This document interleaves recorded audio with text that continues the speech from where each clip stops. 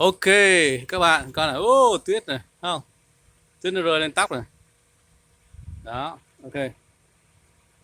Gỡ mặt nạ ra, đó, tuyết nó rơi lên tóc rồi. Đó, xe trắng của tôi đó. Nó rơi lên mặt đó, ngứa lắm. Đó, xe trắng của tôi đây, bật bật xe lên cho nó ấm rồi ha. Nên xe này xe của khách mới tới này ha. Đó, mới tới to snow. Đó, xe bật máy ấm. Từ đó. Uh, see tuyết là tuyết rơi này đó, see.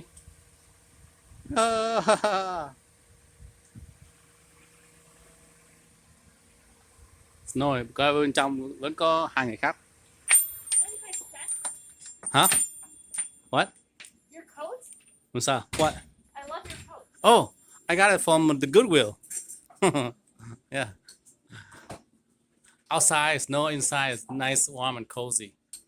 Very beautiful, right?